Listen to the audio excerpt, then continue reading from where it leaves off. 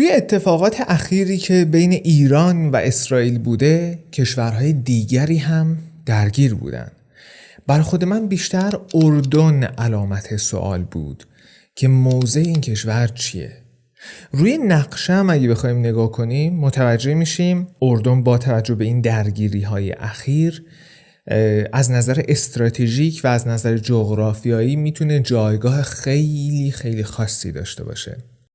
اگه از طرف اسرائیل بخوایم بهش نگاه کنیم، در برابر حملات ایران میتونه نقش دفاعی داشته باشه، شاید یکی جور سپر برای اسرائیل باشه. همونطوری که در هر دو عملیات وعده صادق هم داشته، میتونه در عادی سازی و بهبود روابط با کشورهای عربی دیگه اردن برای اسرائیل نقش مثبتی داشته باشه. اگه از طرف ایران هم بخوایم بهش نگاه بکنیم، البته اگر بتونیم نگاه کنیم، اردن با 4 کشور مهم عربستان، سوریه، عراق و اسرائیل مرز مشترک داره. به خصوص با اسرائیل که در واقع اردن تنها کشوریه که اینقدر مرز مشترک با اسرائیل داره و بینشون فقط یه دونه رود اردن هست. پس خیلی میتونه در جریان این درگیری ها اردن به نفع ایران باشه.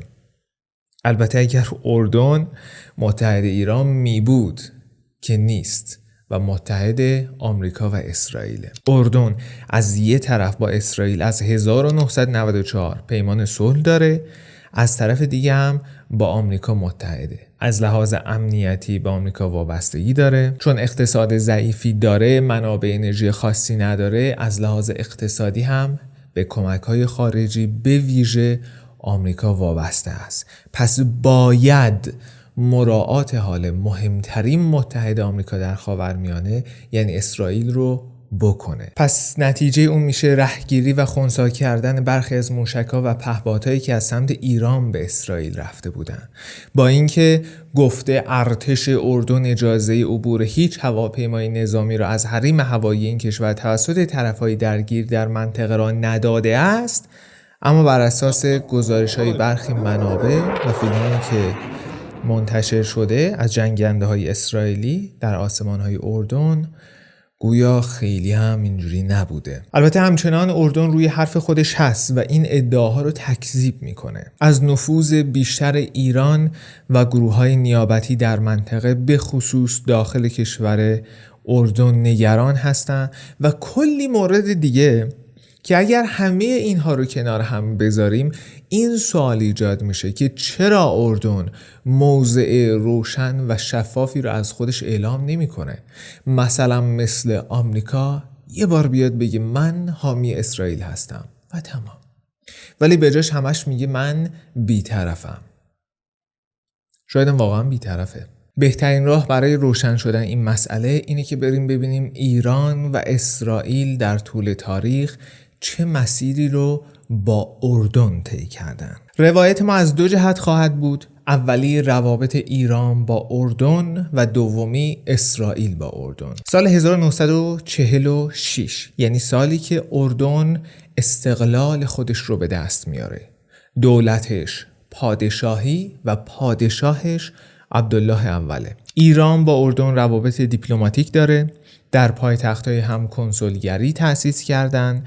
سال 1949 ملک عبدالله به تهران سفر داشته. دهه 50 اردن و ایران در پایتخت‌های همدیگر سفارت تأسیس می‌کنند. اوایل جنگ سرد هر دو در جبهه غرب و مقابل کمونیسم هستند. منتها به خاطر مسئله فلسطین و رابطه شاه با اسرائیل و تنش‌هایی که اردن با اسرائیل داشته، رابطه ایران و اردن هم هر از گاهی دچار نوسان و فراز و فرودهایی می‌شده. سال 1965 کشور ایران و اردن هر دو کنار ائتلاف اسلامی عربستان در برابر مصر و جمال عبدالناصر بودند. 1967 اردن در جنگی که بین عرب و اسرائیل بود یا جنگ 6 روزه بخشی از سرزمین‌های خودش رو از دست میده، یعنی همون کرانه باختری که اون موقع دست اردن بوده. ایران هم حمایت خودش رو از اردن در بازپسگیری سرزمین‌هاش اعلام میکنه، یعنی حامی اردن بوده، علی‌رغم اینکه با اسرائیل هم رابطه خوبی داشته. سال 1973 ملک حسین به ایران سفر میکنه.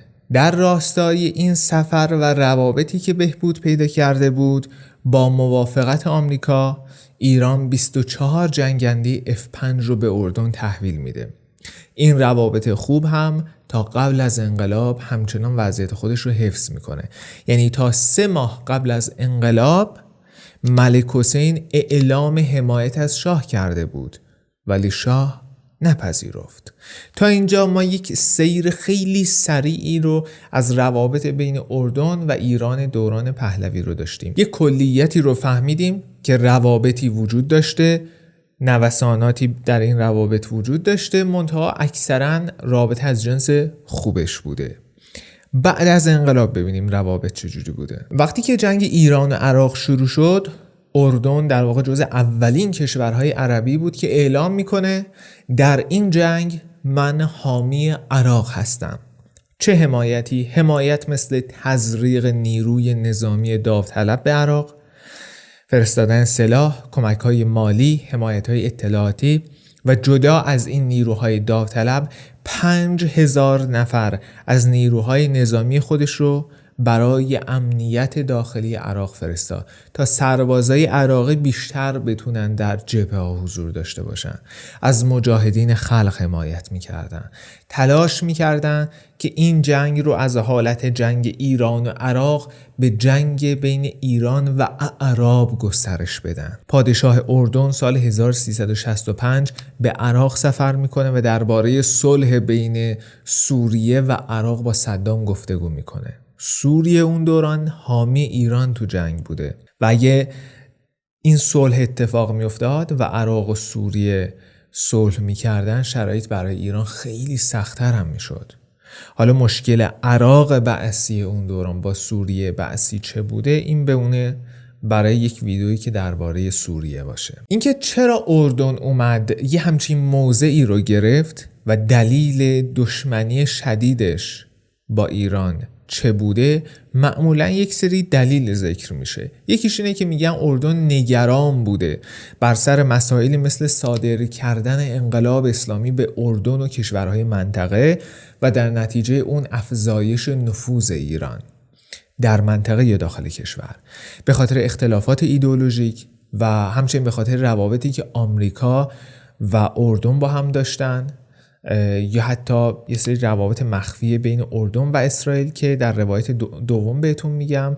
به خاطر همین تصمیم گرفت در سال 1981 روابط خودش رو به طور کامل با ایران قطع بکنه. سالها بعد که جنگ ایران و عراق تموم شد، دوران ریاست جمهوری هاشمی رفسنجانی، سیاست تنش زدایی در دستور کار سیاست خارجی ایران قرار گرفت و تلاش‌هایی برای بهبود رابطه با کشورهای منطقه از جمله اردن صورت می‌گرفت. تا حدودی هم موفق بودند. نتیجه اون تعطیلی دفاتر مجاهدین خلق در اردن بود. منتها سال 1994 روابط ایران و اردن دوباره به کلی به هم میخوره. دلیلش هم صلح بین اسرائیل و اردن با میانجیگری آمریکا بود. ایران از این اقدام اردن به شدت انتقاد کرد، ولی پاسخ اردن اخراج سفیر وقت ایران احمد دستمالچیان به همراه 21 دیپلمات دیگر از اردن بود. بعدا در سال 1997 دوران خاتمی دوباره روابط به سمت بهبودی رفت. منتها این رابطه هم به خاطر دستگیری افرادی که از طرف اردن ادعا میشد با ایران همکاری دارن یا با هدف خدشه‌دار کردن روابط اردن و اسرائیل و تبدیل اردن به پایگاهی برای مقابله با اسرائیل به اینجا فرستاده شدن، دوباره روابط تیره شد. گرچه ایران همیشه این ادعاها رو تکذیب می‌کرده. سال 2003 برای اولین بار بعد از انقلاب پادشاه اردن به تهران سفر کرد که باز یک قدم مهم در راستای بهبود روابط بود. حالا سال 2003 که گفتیم، یک مسئله خیلی جالبم دیدگاه‌های دو طرف به جنگ آمریکا و عراق بود. سال 2003 وقتی جنگ شروع شد، دیدگاه اردن این بود که من مخالف این جنگ هستم، ولی چون حامی من آمریکا داره این کار رو میکنه، به طور رسمی نمیتونم مخالفت بکنم. از یه طرف دیگه هم اردن نگران سرایت تبعات این جنگ به اردن بود مثل موج دیگری از پناهندگان، ولی این بار عراقی به سمت اردن. از طرف دیگر هم دیدگاه ایران به این جنگ خیلی با احتیاط بوده. از یک طرف با این جنگ مخالفت می‌کرده، نگران حضور نظامی بلند مدت آمریکا در عراق بود و اینو یه تهدیدی برای امنیت خودش میدونست، امنیت ملی کشور. از طرف دیگه هم میدونست که با از بین رفتن صدام و بی‌ثباتی در عراق شرایط برای نفوذ بیشتر ایران در عراق ایجاد میشه که همین گونه هم شد و این مسئله پادشاه اردن رو همیشه نگران میکرده و اصطلاح هلال شیعی هم برای اولین بار همون موقع توسط ایشون مطرح شد که هدف نشون دادن نفوذ در حال گسترش ایران توی منطقه و خاورمیانه بود. در دوران روحانی اردن جزو کشورهایی بود که از برجام حمایت کرد، اما بازم سال 2015 با دستگیری یک اردنی به اتهام همکاری با سپاه پاسداران دوباره روابط تیره شده. حالا جدا از رابطه مستقیم ایران و اردن، رابطه این دو کشور با کشورهای دیگر هم به رابطه این دو کشور خیلی تأثیر گذاشته. مثلا به خاطر رابطه نزدیکی که بین اردن و کشورهای حاشیه خلیج فارس وجود داشته، هر موقع ایران با کشورهای حاشیه خلیج فارس به مشکل خورده، این در رابطه بین ایران و اردن هم تأثیر گذاشته. در دوران جنگ داخلی سوریه هرچه حضور نظامی و نفوذ ایران در سوریه بیشتر شده، باعث نگرانی بیشتر اردن شده. جنگ یمن به خاطر روابط نزدیکی بین عربستان و اردن هم توی رابطه ایران و اردن تأثیر منفی داشته. روابط بد ایران با آمریکا و اسرائیل هم باز به همین شکل تأثیر منفی روی این مسئله داشته. به خصوص اینجا بحث آمریکا و عربستان خیلی مهم هستن. اردن همکاری‌های نظامی نزدیکی با آمریکا داره. فقط سال 2018 $140 میلیون از آمریکا کمک نظامی گرفته. آمریکا در اردن پایگاه نظامی داره.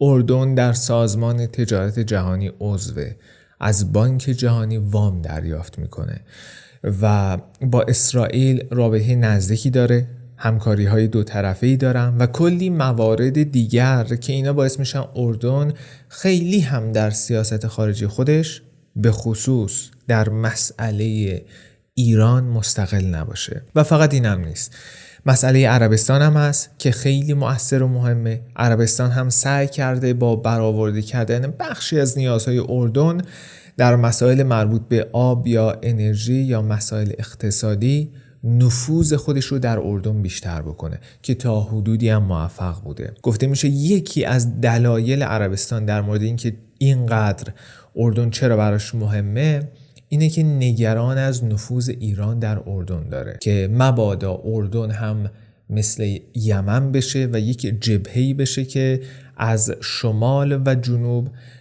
عربستان رو بخوان در واقع محاصره بکنن یا درگیر جنگ بکنن. اردن خودش هم در همین مسئله نفوذ ایران به خصوص تأثیری که ایران میتونه روی اقلیت‌های شیعه داشته باشه خیلی نگران هست و یکی از دلیل‌هاش به خاطر اینکه با اسرائیل و کشورهای حاشیه خلیج فارس یا آمریکا یا عربستان نزدیکه، یکیش دور کردن تأثیر ایران یا نفوذ ایران میتونه باشه. روایت دوم ما یعنی رابطه اسرائیل و اردن یک جنبه ظاهری داره که میشه اردن به خاطر مسئله فلسطین و اعراب همیشه با اسرائیل مشکل داشته تا 1994 که صلح میشه. از اون موقع تا الان هم همه چیز خوب بوده. یه جنبه باطنی هم داره که میگه داستان اینقدر هم ساده نبوده. طبق یه مقاله‌ای که خوندم که لینکش هم براتون این پایین میذارم، شما هم حتما دوست داشتین بخونین، گفته میشه از اواسط دهه 30 یعنی قبل از اینکه اسرائیل تشکیل بشه تماسای ملک عبدالله پادشاه اردن با آژانس یهود شروع شده بود و گفتگوهاشون بیشتر سر مسئله فلسطین، مهاجرت یهودیان، فروش یا اجاره سرزمین ها بوده. سال 1934 باز طبق گفته این مقاله آژانس یهود به ملک عبدالله به مناسبت عروسی هدیه طلا و ساعت دیواری داده بود که این نشان از صمیمیت در روابط طرفین بوده. رابطه‌ای که پادشاه به یهودیا داره امتیاز میده و از آژانس یهود حمایت مالی میشه. سال 1948 اون موقع که اسرائیل تشکیل شد، اعراب تصمیم به حمله گرفتن. طبق اون چیزی که ملک عبدالله در خاطراتش گفته، این مداخله عربی در جنگ 1948 تنها یک نمایش بود. هدف اردن از این جنگ نمایشی فقط نفع خودش بود، فقط به دست آوردن بخشی از سرزمین فلسطین بود که الان میشه همون کرانه باختری و در اون جنگ هم به دستش آورد. گفته میشه همین اقدام اردن باعث شد که بعد از آتش بس کشور مستقل فلسطین هم تشکیل نشه. طبق یه سری مقالات دیگر که بیشتر نویسنده‌هاشون هم یهودی هستن، گفته میشه کدورت‌هایی بین دو کشور بوده، اردن و اسرائیل، که برای رفع اونها از سال 1963 تا 1994 گفتگوهای پنهانی و مخفیانه برای تفاهم و صلح وجود داشته. خب اینجا یه سوال پیش میاد. اگه مذاکرات پنهانی صلح از 1963 شروع شده، پس چرا اردن در سال 1967 در جنگ با اسرائیل حضور داشته؟ اولا میگن مذاکرات صلح بوده، اما طرفین چون هیچ یک از شروط همدیگر رو قبول نمی کردن، کوتاه نمی اومدن، اکثر این گفتگوها به نتیجه نمی رسیده. و دوما میگن اردن به خاطر فشار کشورهای عربی و تعهدات خودش به ائتلاف عربی مجبوراً وارد جنگ با اسرائیل شد که بعد از پایان جنگ هم اردن کرانه باختری رو از دست داد. منتها دوباره مذاکرات ادامه پیدا کرد.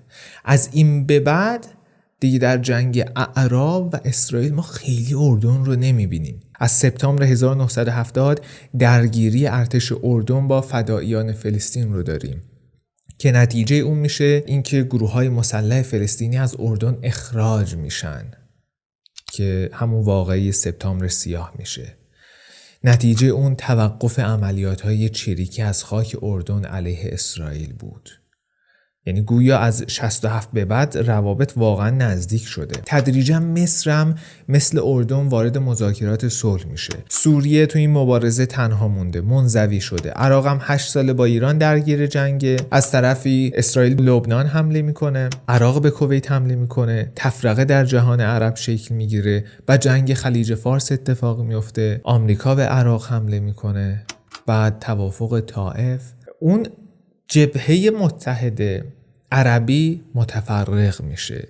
دشمنان اصلی به خصوص صدام، دشمن اصلی اسرائیل، از بین میره یا شکست میخوره. تا اینجا سال 1994 اردن قرارداد صلحی رو امضا کرد که تصمیمش رو از سالها پیش گرفته بود. تنها فرقش این بود که 1994 شرایط منطقه هم برای چنین اقدام علنی مساعد بود، چون دیگه تهدید اصلی برای اسرائیل اعراب نبودن بلکه ایران بود. این پیمان صلح فقط درباره حفظ صلح هم نبود، بلکه 30 تا ماده داره که به همکاری‌های مختلف تو حوزه‌های نظامی، امنیتی، انرژی، کشاورزی و مسائل دیگه هم اشاره میکنه. و از همون دوران تا به امروز اردن تلاش کرده که حواسش به اسرائیل به طور غیر مستقیم باشه و باز هم احتیاط رو رعایت میکنه که حواسش به مسئله فلسطین هم باشه، چون از جمعیت 10 میلیونی که داره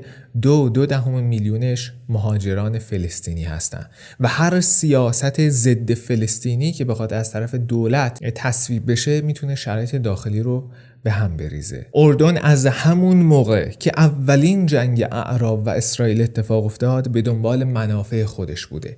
از دهه 60 با مذاکرات پنهانی به دنبال امنیت ملی خودش بوده. از طرفی هم از قدرت و نفوذ ایران در منطقه آگاهه و همیشه سعی کرده شرط تعادل رو در رابطه با ایران حفظ کنه.